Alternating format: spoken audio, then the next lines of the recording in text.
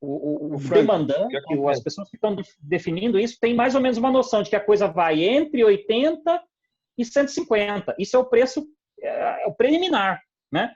Depois, antes da compra, de fato, aí a gente vai para uma etapa mais precisa, especialmente se o risco é demandar. Porque se eu vou comprar um ou dois só desse troço, aí esse preço mesmo não serve, tá bom, não tem problema, o risco é baixo. Mas se eu vou comprar 2.000, né, aí eu tomo cuidado maior e faço uma pesquisa de preços mais refinada. Ô, Frank, eu acho que a gente está aqui no fim, aqui, que são quem executa essas compras. O que falta para a gente hoje, na verdade, é uma definição de como pesquisar o preço, o que é certo e o que é errado. Hoje em dia, ninguém sabe o que é certo e o que é errado.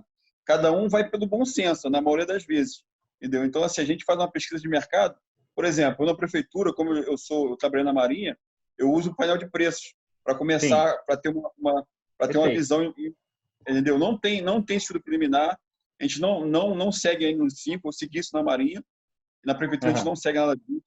Entendeu? Então, assim, mas no final das contas, o que fica lá? Fica vago. Pô, como eu vou pesquisar esse preço? O que colocar? Por exemplo, eu estou com problema agora com a questão da agricultura familiar. Aqui eu sou do interior do estado. Aí a controladoria, ela quer que eu coloque o preço do FGV. O preço do FGV é um preço do centro do Rio de Janeiro. São preços totalmente diferentes. Então, no final das contas, a gente fica meio perdido. O que vai fazer com relação a essa questão da pesquisa? A gente fica discutindo, falando assim, gente, aqui o preço é outro. Mas só que o TCE pede que seja FGV. Eu falei, mas o FNDE já pede que seja feita uma pesquisa junto aos fornecedores, entendeu? Então fica muito essa indefinição de como pesquisar o preço que fica difícil para a gente. Entendeu? Eu acho que o governo ele tinha que vir com a CGU ou a AGU, por exemplo, que a gente usa muita verba federal, né, que é o caso da educação, verba do PNAE, PNAT, QESE. Então, assim, tiver uma definição mais clara de como a gente faz assim, você não conseguiu, porque a IN que a gente tem lá da pesquisa de preço fala, primeiro painel de preço, segundo isso, terceiro, essas questões, mas não define se por acaso você não tem todos esses parâmetros para poder comprar. Aí fica naquela vamos conversar, não sei o quê, vai não sei aonde, liga para o tribunal, o tribunal fala uma coisa, o outro já fala outra. Quer dizer, a gente está meio perdido em relação a essa questão. Foi por isso que eu até me interessei muito em participar dessa discussão, porque a gente aqui no final das contas, a gente fica perdido, está todo mundo perdido. Aí já era perdido antes, como você falou, né? Agora então está pior ainda. Valeu pela participação, Cadu. Excelente. Assim, né? Agora ficou pior. Né? Mas é isso mesmo, Cadu. Entendeu? Isso faz parte desse conjunto de inseguranças que permeia as compras públicas. Né? Eu não diria nem que não tenha definição em muitos casos, como a própria IN 5 de 2014 lá do governo federal já existe e é uma definição. O negócio é que tem interpretações diferentes da mesma norma. Né? O seu jurídico da esquerda diz uma coisa, e até é difícil usar esses termos hoje, né? O seu jurídico do A diz um jeito, o seu jurídico B pensa, não, mas eu penso diferente, rapaz, eu acho que é diferente esse trem aí.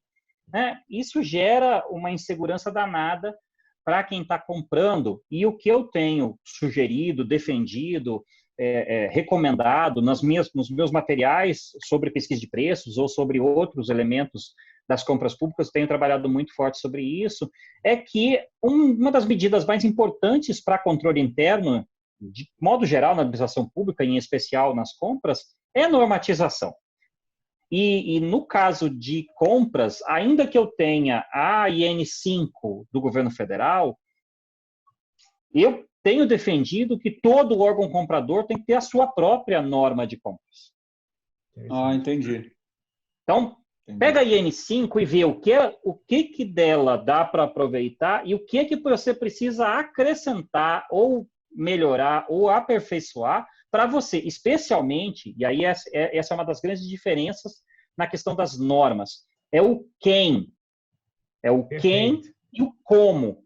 né? As normas, em geral, elas não dizem isso. A IN5 mesmo, do 2014, a das pesquisas de preços, ela não fala quem faz pesquisa de preço. E nem o como direito. Ela só diz, comece lá com o painel de preços. Exato. Tá, mas e aí? Mas o painel de preço eu faço como? Eu uso qual? E outra coisa que também é importante é que existe um grau de discricionariedade, existe um grau de escolha, um grau de decisão do comprador. E isso é inerente à área. A norma, ela, no caso da IN, permite usar média, mediana, menor ou outro parâmetro para definir o valor referencial. Claro que muita gente gostaria que a norma já dissesse, é média. Exato.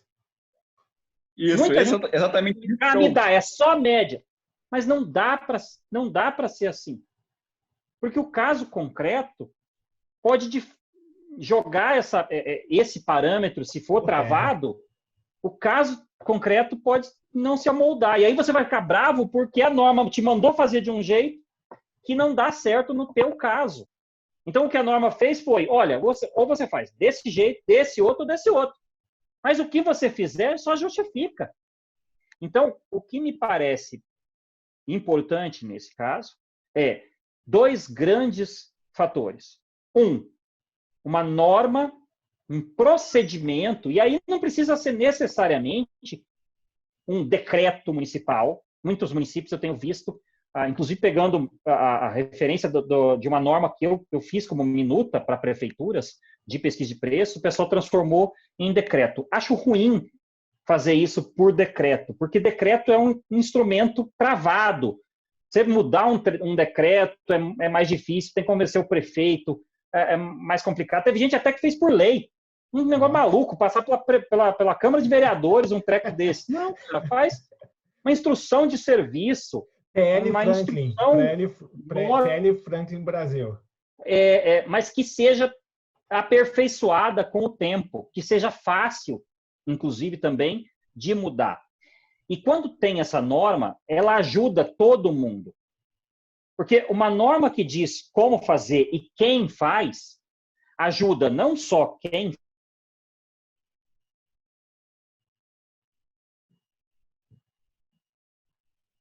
norma que existe.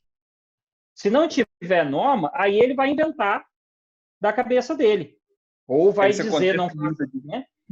Tem a norma, se tiver a norma, em tese, a não ser que ele tenha uma divergência muito fundamentada, ele vai dizer, siga a norma.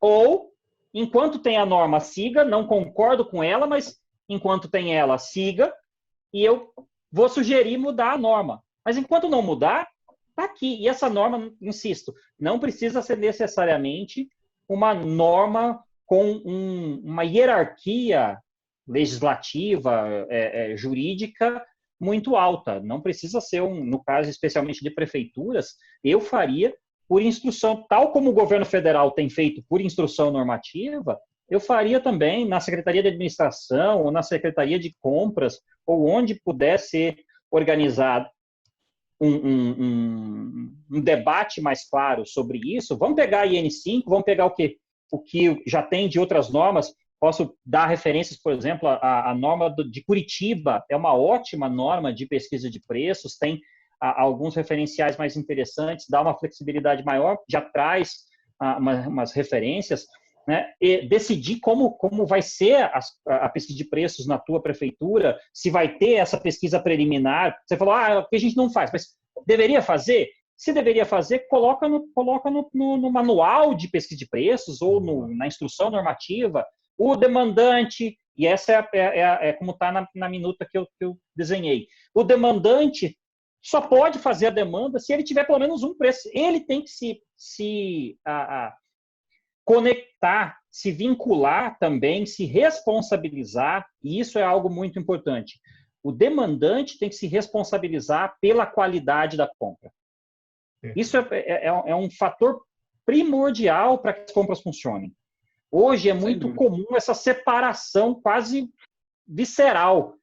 Eu só pedi. Exatamente. É a culpa do cara que comprou, né?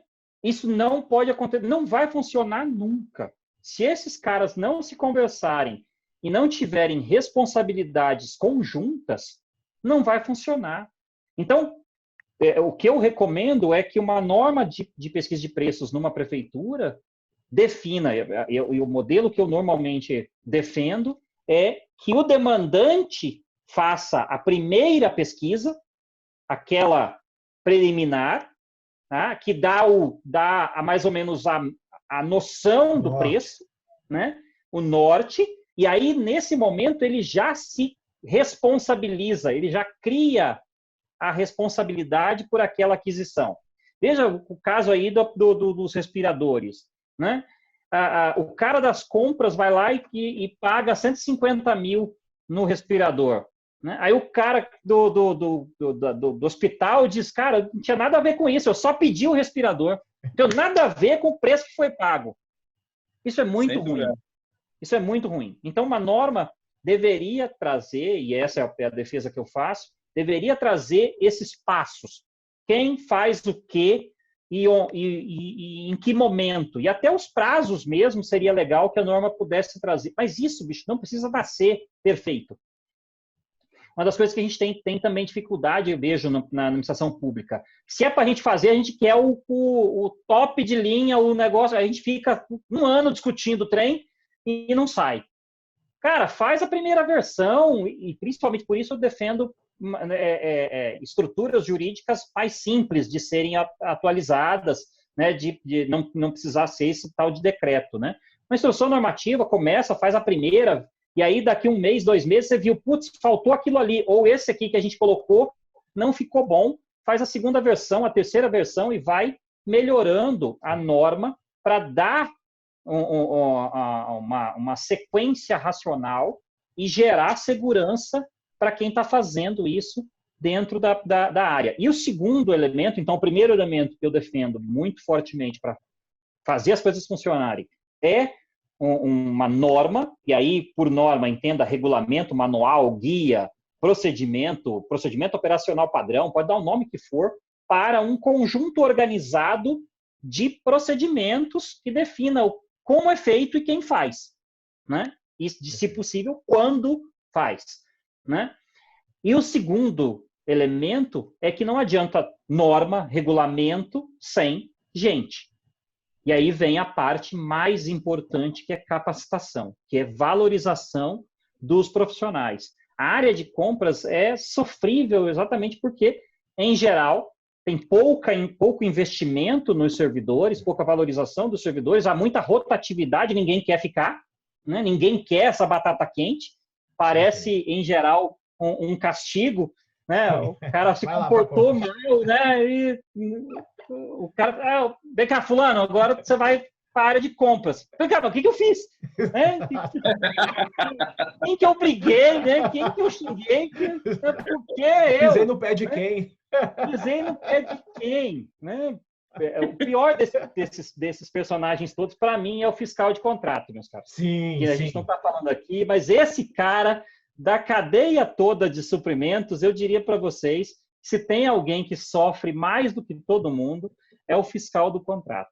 Né? Mas voltando ao cara da pesquisa de preços, não tem como fazer uma boa pesquisa de preços sem saber fazê-la. E para saber fazê-la, não basta a norma, embora ela seja extremamente importante e relevante. Mas a norma não vai conseguir, em geral, traduzir tudo que precisa ser feito. Né? E, inclusive, ficaria gigante demais uma norma. A gente, inclusive, está com dificuldade disso hoje no mundo moderno. A gente parou de ler muita coisa para ver muita coisa. A gente está aqui falando num vídeo. A gente consome muito mais vídeo hoje do que coisa escrita, do que livro, do que... Então, assim, uma norma com 50 páginas talvez tenha muito menos qualidade para fazer as coisas funcionarem do que uma norma de 2 páginas e um monte de vídeos, de aulas, né? De gente, inclusive, como você mesmo, Cadu, da própria organização. Sim, cara, vou sentar aqui, eu vou fazer aqui um vídeo agora de como é que faz esse troço aqui na minha área. Isso ajuda muito, muito mesmo. Então, É claro que, não tendo esses materiais próprios do local ali, a gente pode se valer de materiais como esse que a gente está produzindo aqui, mais zilhões de materiais que estão espalhados por aí. Né? O próprio painel de preços mesmo tem alguns bons vídeos no YouTube de pesquisas feitas ali. Mas, então, eu diria que para que a gente possa construir, de fato, um ambiente minimamente seguro e apropriado para fazer boas pesquisas de preços, e aí, para fazer boas compras de modo geral, podemos extrapolar isso para qualquer outra área, e não só de compras, mas da administração pública como um todo, regulamento ou manual ou procedimento detalhado do local. Então, isso eu vejo como, nas prefeituras, algo que ainda precisa e merece evoluir fortemente. Né? É raro, por exemplo, prefeitura que tenha o próprio regulamento de registro de preços, o próprio regulamento de procedimentos de convite, por exemplo. Cara, você pegar a lei de licitações, e prefeitura faz um monte de convite, pegar a lei de licitações para fazer um convite é terrível, porque por mais detalhada que ela seja, ainda tem zilhões de lacunas ali. De quem faz, né? De quem deve fazer o quê, de como deve ser feito, que tipo de convite deve ser feito. Eu posso convidar por e-mail, né? Com quanto prazo de antecedência? Se eu convidar por e-mail, como que eu tenho que fazer? Então, isso é a mesma lógica da pesquisa de preços. Se eu não tenho essa definição clara e detalhada ali, com mais descrição de como faz, o sujeito que cai na área cai com uma insegurança danada pelo medo de agir e pela falta de referência clara de como faz. E aí eu dou exemplo, parece trivial e bobo, mas que assim, se a gente entrar num banco, mesmo bancos públicos, bancos estatais, se entrar na Caixa Econômica, por exemplo, ou no Banco do Brasil, mas a Caixa Econômica é extremamente pródiga nisso, nesse exemplo. Se entrar na Caixa Econômica e for falar com o atendente da Caixa, o sujeito que está ali para atender as suas necessidades e tal, você pedir para ele, olha, estou com um problema na minha conta, assim, ou no meu cartão, o que mais acontece, eu não sei se vocês já tiveram essa oportunidade de ver isso acontecendo na prática, mas eu já vi algumas vezes, eu chego para ser atendido e o sujeito não sabe exatamente como lidar com o meu problema. Ele nunca passou por aquilo, ou nunca viu aquilo. Ele não leva 10 minutos para saber como fazer, porque está escrito, porque está definido, porque tem procedimento. Então, ele pode não ter certeza ou nunca ter vivenciado, ter experiência com aquele caso concreto ou com aquela situação. Mas existe um procedimento, existe um conjunto de instruções que qualquer pessoa que tenha já o traquejo da área consegue entrar ali e rapidamente descobrir como é que faz. E numa área como a nossa, de compras, que tem rotatividade alta, se você não tiver isso, aí sim é que a coisa fica perdida. O cara entra amanhã para fazer compras, ou digamos que agora, por exemplo, nesse negócio da pandemia, né, o cara da compras entra de licença médica porque pegou o corona. Aí corre lá, compra álcool em gel. Né? Compra álcool em gel. 60% pois é, então, ou 70%.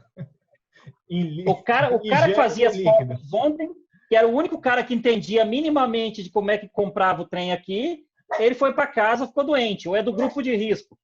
Aí traz uma outra pessoa de outra área, né, para fazer as compras agora.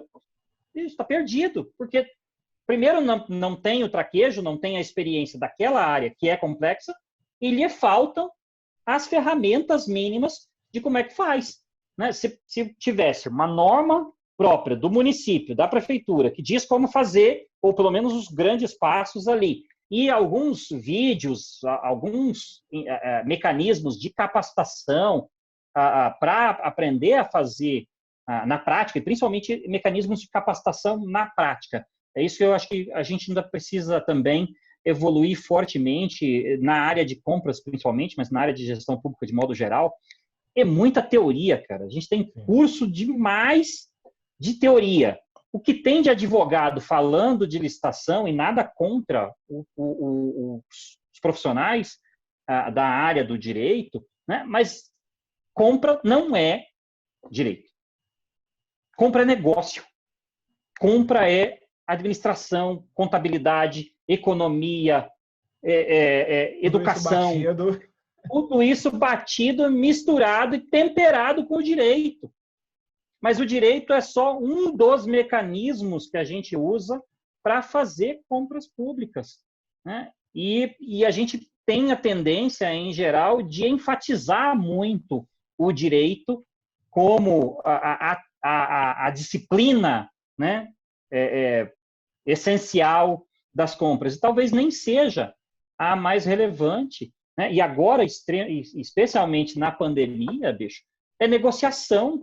Hoje, voltando à questão da pesquisa de preços e de encontrar bons fornecedores e fornecedores que atendam, é negociação, é o bom e velho.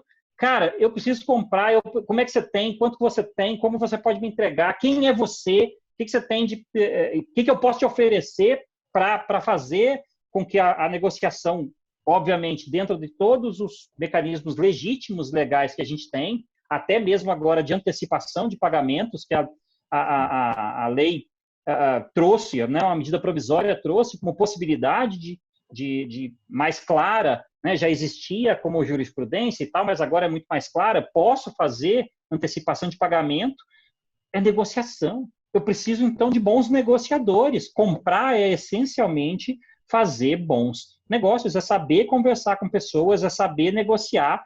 Essa é o bom e velho ratear, né? O cara pede 100, você fala, não, bicho, eu tenho 60. Não, mas então vamos para 80. Não, vamos nos 70 e eu te pago adiantado, então, nos 55, vamos lá.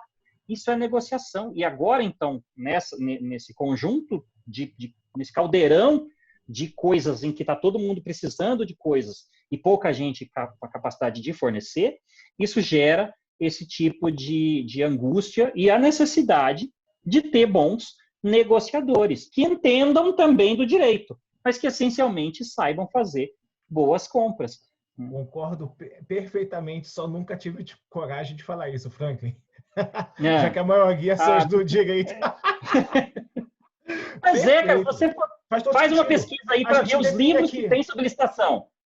Cara, 95% dos livros vão ser escritos por pessoas e são escritos para e sobre a legislação, a norma, a jurisprudência, o entendimento hermenêutico, não sei das quantas, e desde a Constituição, aí desde a história do direito. E aí, mas muitos quando chega na hora do pega para capar, capacitação, então aí você pergunta para o cara, preço máximo aceitável, tá? Preço máximo aceitável essa semana ou na semana que vem? Quanto que eu pago hoje no álcool gel de 500 ml? Quanto? Não, mas veja bem, meu caro, nobre amigo, isso é já da área da compra, eu sou do direito e tal, eu lido com as questões mais macro e tal. Então, aliás, por falar em álcool gel, eu estava olhando aqui no painel de preços aqui mais cedo, só para ilustrar como essa coisa está muito doida, né? É bem interessante a curva, e aí já faço o elogio rasgado que eu sempre faço para o painel de preços. Eu acho uma ferramenta fantástica, sensacional. Dá engasgada de vez em quando não funciona legal ali, porque atrasa demais, os servidores não estão funcionando, mas o mecanismo em si eu acho muito inteligente. Se a gente souber trabalhar com ele, ele é fantástico. E aí eu fui pesquisar ali álcool gel, né, de 500 ml. O álcool gel de 500 ml, você olha a mediana dele, 2019 inteirinha, o ano inteiro, até um pouco antes, de 2018 mesmo ali, você vê ele quase não se mexe em 4,50, 4,60. Preço unitário de álcool gel 500 ml na faixa dos 4,50, 4,60. Né? Em fevereiro, o gráfico vai lá em cima. Né? E é interessante, inclusive, também a questão de entender qual é a dinâmica de média e mediana. Se você olha o gráfico ali, o primeiro gráfico que aparece embaixo ali na primeira página do painel de preços, né? Ele mostra o preço, né, mês a mês, dentro do período que você selecionou. E ele mostra duas linhas. Uma linha azul da mediana e a linha verde da média. E é bem interessante porque, normalmente, você vê a mediana muito mais estável e a média fazendo umas curvas muito loucas. porque sofre muita influência de extremos. Por isso, uma das razões pelas quais eu recomendo nunca usar a média simples, mas sempre usar ou a mediana ou a média saneada, que é um mecanismo bem mais sofisticado, envolve uma série de cálculos matemáticos mais sofisticados. Mas, no mínimo, a mediana. E aí você vê, então, a mediana do álcool gel se mantendo bastante estável ali em 2019 até fevereiro de 2020. Em fevereiro de 2020, ela dá um salto e vai para mais de R$13. Então, de 4 e pouco vai para 13, mediana. Né? Então, quer dizer, a tendência de preços triplica. E agora, em maio, ela já começou a cair. Agora, em maio, já está em R$8,90 a mediana do álcool gel de 500 ml. Né?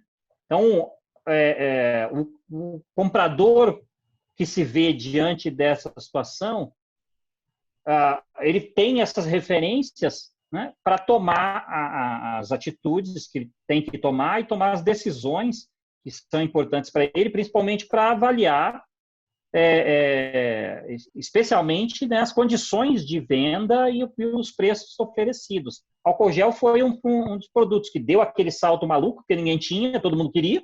Sim. Tinha pouco fabricante desse troço. Agora que realmente subiu a demanda, muita gente passou a fabricar. Né? Então, entrou mais produto no mercado, entrou mais gente vendendo esse negócio, e até mesmo no dia a dia, eu acho que a gente vê isso, né? Assim, você ia no mercado, não tinha álcool gel, todo mundo desesperado, gente disposta a pagar muito mais caro, né? E agora já começou a estabilizar um pouco mais. Mas veja aqui, o preço de maio de 2020 é o dobro do preço padrão de 2019. Eu paguei R$6 agora no álcool gel. 6? Já. Pagou bem. Quanto você comprou? De 500 ml? De 500 que eu comprei no domingo passado agora, no mercado. No mercado? Paguei 5,80, nem pensei, 5,89 na verdade. Eu dei uma olhada na internet, e na internet está variando aí de 8, 10, 12, aí depende muito da embalagem também. Aí vem novamente a questão da especificação, né? Tem embalagem que a tampinha é fechadinha, tem embalagem que é aquela de apertar e sair o produto, né? Então, uma embalagem que é de apertar e sair o produto é um pouco mais cara que aquela embalagem de só fechar com a tampa de rosca, né? Tampa cega. Né? Então, isso também, mas interfere só um pouquinho, né? Mas interfere nesse fator de preço. Né? Nós compramos na prefeitura, compramos na prefeitura em março, fizemos um processo de dispensa, a administração da prefeitura, né, que eu sou da educação, saiu a R$17,90. 8 empresas cotaram e saiu o menor preço de R$17,90. Não, porque estava uma doideira, não tinha.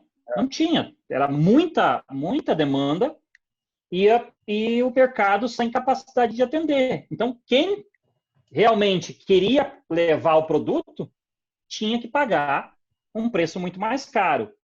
Existe um outro fator aí que dificilmente a gente consegue, de fato, levar em conta. Né? Toda vez que acontece esse tipo de situação de agora a gente está vivendo pandemia, mas toda vez que acontece um desastre natural, sei lá, enchente, coisas desse tipo, né? Calamidades públicas de modo geral, né? Os preços sobem muito. Mesmo a gente tendo uma legislação que, em tese, nos protegeria disso, porque criminaliza esse tipo de atitude.